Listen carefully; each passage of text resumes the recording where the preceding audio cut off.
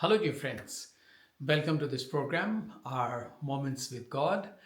And I hope that watching these videos, our Moments with God, you have decided or are deciding or have already decided and are following to increase your moments with God, with the divine, in tranquility, in silence, in prayer, so that you could build a stronger and deeper relationship with God and eventually even friendship with Him. And if you like the videos, you may please share it with others and subscribe too. Thank you. Today, as you see, I stand here before a big collection of books. I'm standing here in the library because today the church on the 30th of September celebrates an important feast of Saint Jerome.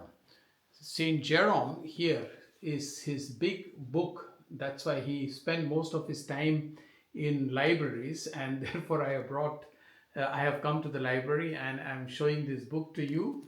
This is his only one of the many works, the Jerome Biblical Commentary. Jerome was first of all born in 347, already in the 4th century, and was not a Christian, but he was attracted to ascetic life, monastic life. That means to be in quiet, and somehow, whatever his concept of God was, he wanted to spend time in quiet. That's a very important aspect of spiritual life, to spend more time in quiet and prayer. These days we are so much distracted, including with this YouTube that I make. That's why I'm making it on spiritual themes. But people are so busy with TikTok and YouTube, all jokes, fun, which mean nothing actually, waste of time. But people do spend a lot of time rather than spending time like Jerome was seeking, to spend time in quiet, in reading lot of books. There is so much of literature and wisdom available in various books. I don't know how many of you ever visit a library, or forget about visiting library. Once in a while pick up a book to read. If not books, at least the Bible, which is easily available or should be available to us. Saint Jerome so sought to spend his time as a monastic, and then it did not work out. And he traveled here and there. He was born somewhere in current Bosnia Herzegovina. Then at 12, he came to Rome and started learning there, studying Latin. Became very fond of Latin, reading and studying Latin literature, etc. Then one bishop found that he was an intelligent guy and was interested also in the Christian tradition. So he baptized him. So much later was he baptized. And then one bishop uh, asked him to be a priest. He was not too keen on becoming a priest and made two conditions: that he should be allowed to continue his reading and writing, one thing, and secondly, interestingly, he said no priestly task or ministry should be imposed on him. So he was ready to be ordained a priest, but didn't want somebody to impose on him priestly duties. Why? Because sometimes priests can also get so busy and ignore this wisdom that is all there. He wanted to dedicate his complete life in reading and researching more and more about the scriptures, what he had heard. Finally, he became the secretary to Pope Damasus I.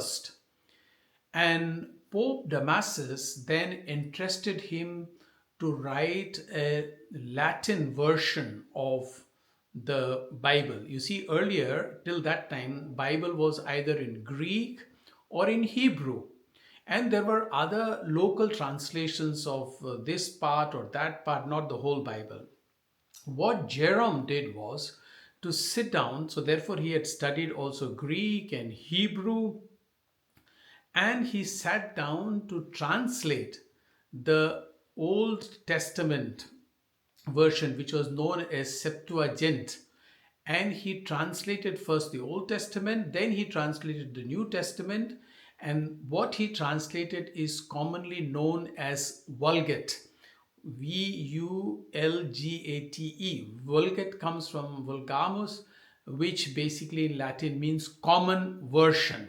So there were several versions of the Bible at that time. He put this all together and brought this Latin version of the Bible called the Vulgate. So he did a lot of research, and plus he wrote a lot of commentary. This book that I showed you actually is not the Bible.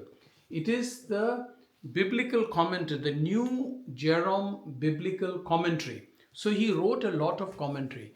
I don't want to make this video very long, but I just want to tell for all of us one important thing. You see, there is the Bible as we find it, what we read every day. That is one thing.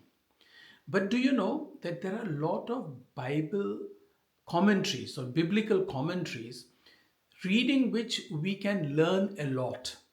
And a lot of people stick just to the words that they read without reading the background, from where these words are coming, why they are spoken like that, when were they written, how were they written, what was the context, what was the background, etc. All these things, when we read and learn, I don't know whether you have time for that, but that makes the reading of the Bible and the understanding of the Bible much richer. I think I must have once mentioned to you that I had sometimes some argument with one of my nieces. She was so strict with what she read and she understood that. But I told her, my dear Steffi, there is lot of other stuff as the commentaries are concerned. You must read, and there are different interpretations. You must read all that.